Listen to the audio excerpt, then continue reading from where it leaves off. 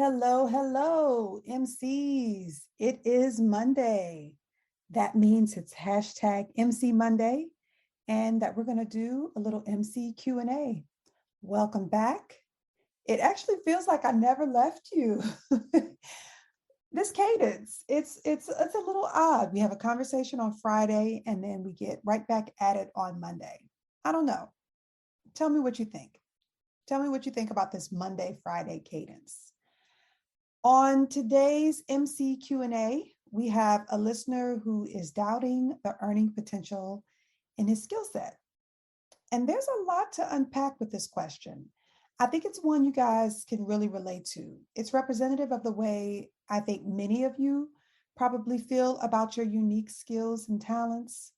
I know that I questioned mine for many years. So yeah, I think that's a good one to dissect today. And we also have another very common question when it comes to speaking publicly. And this one, I don't think you're going to like my answer, but we're going to talk about it. Then we'll close out the episode with a little Monday inspiration or motherly inspiration. I haven't decided what I'm going to call it yet, but it's a weekly dose of just positivity and good vibes from my mom, Mama God. So that's a new segment that I'm going to, work into these conversations. All right. So all of that is coming up in today's episode. Ooh, those F and C words. Change and confidence, child. 2 words that are so scary they may as well be curse words. Let's talk about it. On this podcast, we'll share our stories about hardship and starting over, making professional pivots, ending relationships and friendships, and having the confidence to navigate change. These are real stories and real people from our one-on-one coaching sessions and interviews that will keep us inspired or remind us that things could be worse. So what you hear are the truths, traumas, and testimonies that push us to become the solution instead of just waiting for one. I'm Marcia Cork, the Change Coach, and this is those F and C words. So let's jump into today's questions. This first question comes from a listener I'm going to call Sneakerhead. I'm reading bits and pieces from the overall question. My mom made me listen to this show when you interviewed the entrepreneurs. The conversations were really good, but honestly, I don't see myself in those examples. Those are businesses that would make a lot of money. My dad was in the military and taught me how to shine shoes when I was little. Now I'm 17 and I'm really good at shining shoes and cleaning sneakers. My mom thinks I can turn that into a business, but I can't see myself getting rich cleaning shoes, LOL. Will you have more guests on who are able to turn a small skill into a business? All right. See, isn't that a great question? First and foremost, thank you, Sneakerhead, for listening. And I also want to thank Mom for making him listen to the show.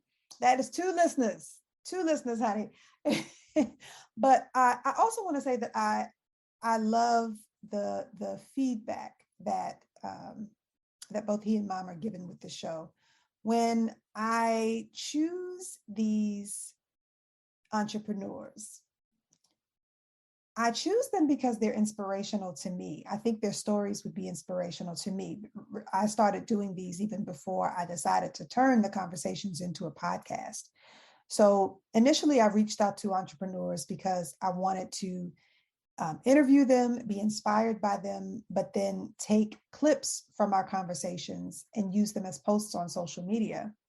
But now I'm able to, take the interviews in their entirety and use them as full podcast episodes. So I'm glad they translated well once I made them podcasts. And I am really, really glad that it's doing what it was intended to do, that it's reaching you, the listeners, these new podcast listeners.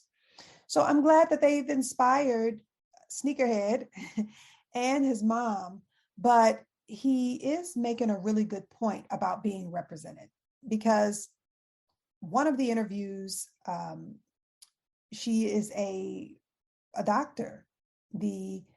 She started her own practice. And that probably isn't going to be representative of most of my listeners. Most of them are probably not going to be doctors who decide to start their own practice. All right.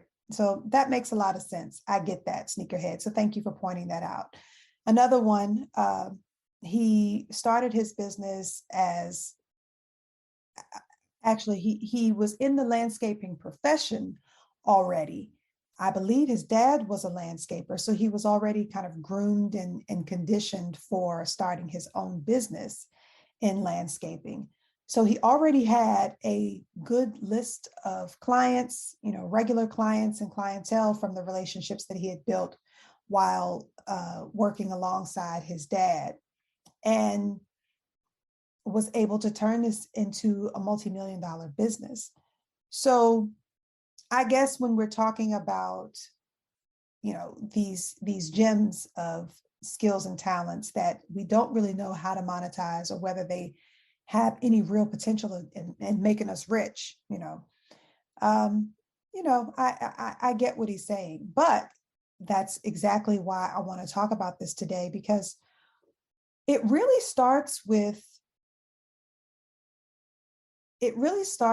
setting goals. So the first answer to that question is yes. I will definitely have more representative examples and stories. Thank you for pointing that out. So I do want to make sure that I interview people with a variety of skills and talents, and hopefully get some people who didn't realize that they were skills or talents that they could monetize.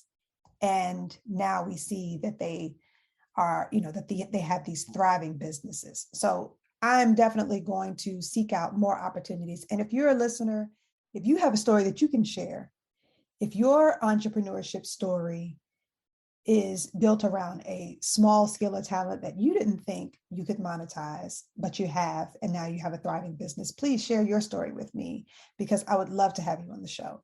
Okay. So sneakerhead, honestly, sneakerhead, I feel like you're selling yourself short. I do believe there's potential to generate wealth. Yes, wealth, not just money, not just a little money on the side, but I do think there's potential to generate wealth from shiny shoes and clean sneakers. And it begins by establishing yourself as a subject matter expert. Okay. So here's some things you can do right now.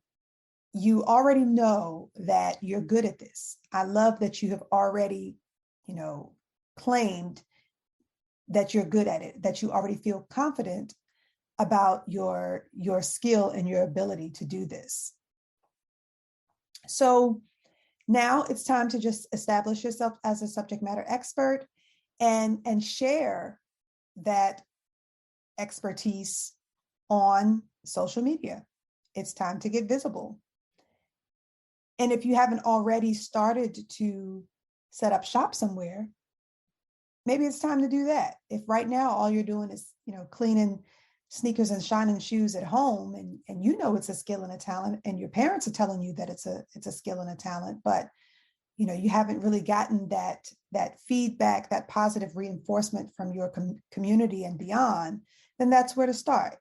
Maybe consider setting up a shoe shine station at a church. Maybe think of something like that. Maybe in a barbershop. I'm thinking off the cuff here, but if you were a client and we were going to spend a good amount of time week by week building this out, then I definitely see some potential. But off the top of my head, I can already think of places that you might be able to set up shop. And it doesn't have to be one of those full-fledged stations. If I can describe them well enough for you to visualize, because you all probably remember as well, they were usually about 3 seats. They were on a riser, very similar to what we see as today's pedicure stations, right? It's high enough so that the client can have their feet resting on this pedestal, and the person cleaning your shoes would be able to sit on a footstool. You might not have a full station, but On a smaller scale, you might be able to buy something like a massage chair, just something that would allow you to have a customer be seated and you have access, to their shoe. Or maybe you provide slippers, and while they get their haircut or while they run their errands, you can clean and shine their shoes. So just think about places where you might be able to pitch this. There's definitely some potential. Otherwise, though, maybe there's a way for you to start establishing yourself as a subject matter expert and a talent online. Are you doing anything with social media yet? Maybe you can develop some content around your cleaning technique. You can develop some how-tos around the cleaning technique. You can develop content around the tools and the products you use. And then eventually, maybe you'd be able to monetize that channel. Or maybe you could be a brand ambassador for some of the brands that you currently use, some of the tools, any special cloths or toothbrushes or solutions, anything that you use. If you feature them in your social media content, maybe you could, develop a partnership. Some of these products and tools might be used in tandem with the products and tools that you already use. So they're complementary to one another.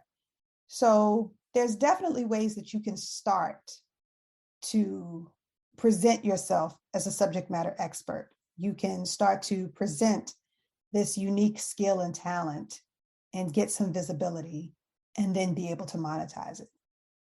Okay?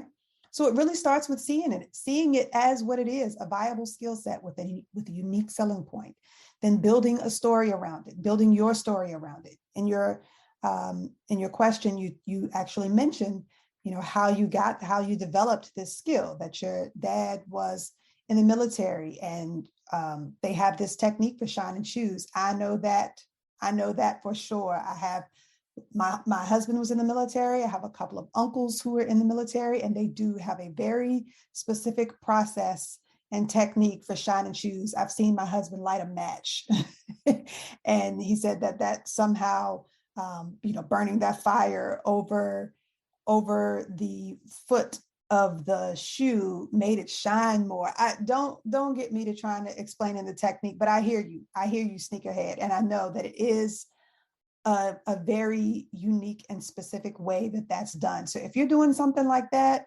most of us are not. So you definitely have a skill set with a unique selling point and a unique technique that you can now showcase and start to monetize it. So set a goal, and that goal will drive how visible you want to be and how you want to monetize it. And speaking of setting goals, you really haven't shared with me so far what the goal is. Is this something you said, can I get rich off of this? Do you want to get rich immediately? Or is this just something you want to be able to do at summer vacation right now? Do you want to do this as a side hustle and actually be able to make a little money? Are you, saving for something? I think you said you're 17. So are you working towards a first car, something like that? It could be as simple as deciding that you just want to make $5,000. All right, you make that $5,000 by the time you're 18. You and your parents invest that $5,000. And then maybe you do nothing else with the business. Maybe you don't plan to, monetize it beyond this money that you make while you're out of school.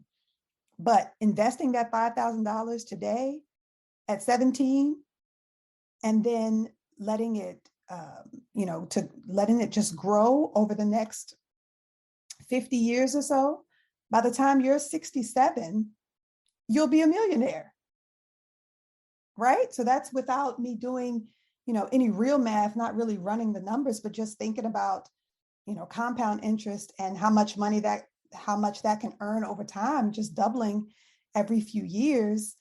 Yes, you can be a millionaire with just $5,000 that you make over the next couple of summers. Okay. So yes, there is some real potential here. You really have the wheels turning now. Sneakerhead, I need to get some more details on you and follow up with you. I want to have some conversations with you and your parents. So great question. Thank you for that submission, and you all in the audience, especially if you are in the FIRE community or into financial investment, you want to offer a little additional support and guidance to Sneakerhead, reach out to me. Let's get this boy started in this business. All right. Thank you, Sneakerhead. And thank you, Mom. Thank you, Mom, for listening to the show, encouraging your son to listen to the show, and actually jumping in on this now, recognizing that he has a unique skill and talent that he can monetize. Well done. Well done. Okay.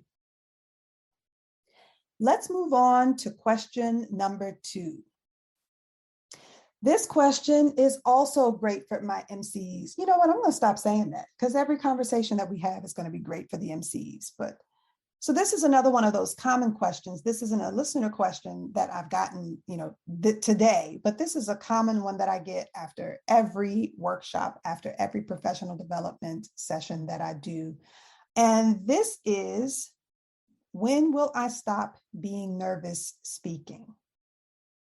And I already told you, you're not going to like my answer, because I think people really think that there's a cure, that there's a cure to not being afraid to speaking in public. And there is no cure, unfortunately. You may never stop being nervous speaking. But here's the good news.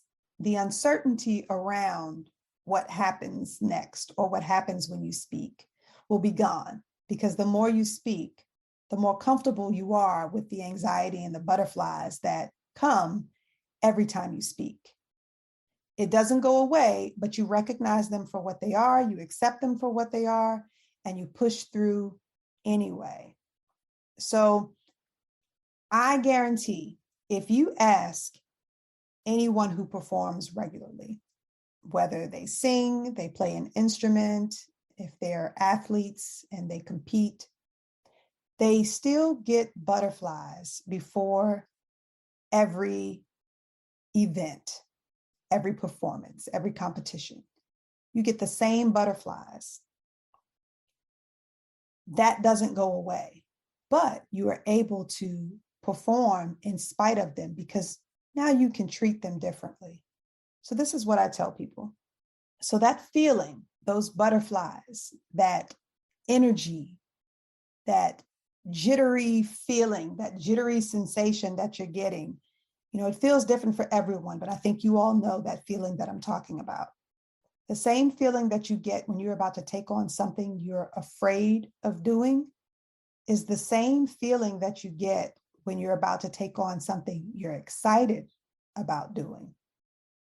All right? That feeling of butterflies, same feeling, whether we're doing something we are afraid to do or something we are excited to do.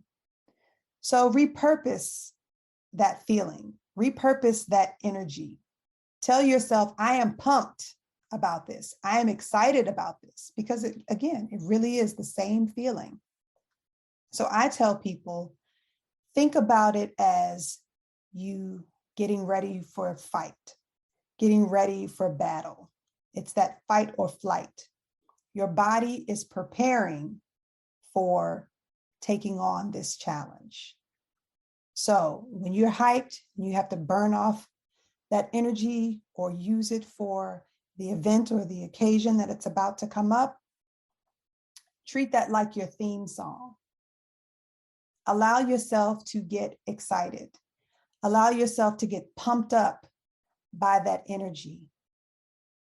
All right?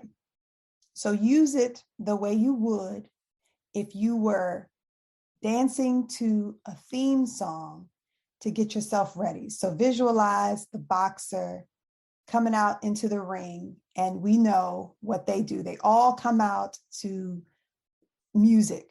They come out to a song that gets them hyped. Okay, they're jumping around. They're preparing for battle. fight or flight? Are you going to get enthusiastic? Are you going to get pumped and energized to go out there and perform? Or are you going to run? And in these examples, you cannot run. You have to perform. So the more and more you get used to performing, the more you recognize that feeling as it's happening, and you can start to use it as a feeling to help you get excited, pumped, and energized about this speaking opportunity versus one that's full of fear and anxiety. So think about it that way, fight or flight. Using this energy as what's allowing you to get energized and pumped and providing you with the adrenaline that you need to fight. So the short answer is it does not go away. You'll recognize it for what it is, the adrenaline rush that you need to prepare for battle, to prepare to fight and not to run away from this opportunity. So what do you think? I want to hear from you on this. Do you know that feeling? Is there an event, an occasion that you can share with me where you've recognized that feeling of having butterflies, that nervous energy?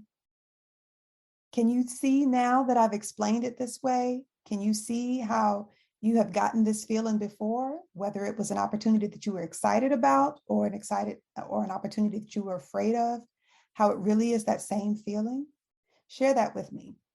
So the same way I end every episode, I want to hear from my MCs. Reach out with me, share a question that you have, share a conflict that you're working through, a difficult conversation that you need to have with, a friend, a family member, a colleague. I want to help you through those scenarios. They're great for dissecting together on our MC Mondays. All right. So you can share those by email or by direct message. You can email me at marcia@marciacork.com, or you can DM me. You'll find me on Instagram at It's Marcia Cork.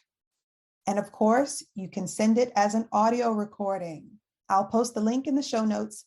Click on that link and the dialog box automatically opens up, allowing you to record an audio message. Do that and your lovely voice can be featured on the show. I'm really excited about that feature, but I want to hear from you in either way. Like I said, by email, by direct message, or by audio recording. I just want to hear from my MCs. We're going to close out, as I shared earlier, with a little weekly inspiration, just a dose of positivity from my mom. So that's going to be Monday motivation or motherly motivation from Mama Gar. Here's her backstory. Take a listen and be inspired.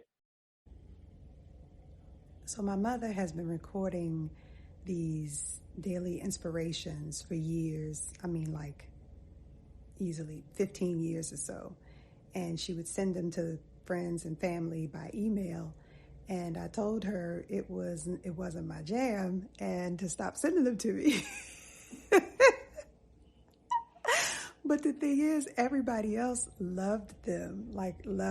So I've been saying for years she should put them in a calendar or something, and she hasn't done anything with them. So I told her I was going to start using them and that she was going to record them herself. What was your reaction, Ma? Lord. Yeah. She said, Lord.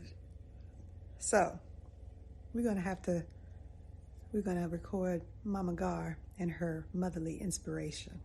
In this life, disappointment, illnesses, failures, etc. knock on everyone's door at one time or another. How you deal with it will determine your future. Whatever you're going through today, believe in yourself and the universe. Trust and know that what's meant for you will come into fruition. When you entered into this world, you were blessed with a gift. It's up to you to nurture that gift into existence. Believe and dig deeper.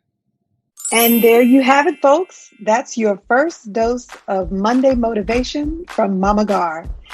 I still can't believe she agreed to do this. I guess we're all rubbing off on each other. Let's lift her up and keep her inspired to keep sharing these with you, my MCs. Have a great week, and I'll meet you back here on Friday. Bye-bye.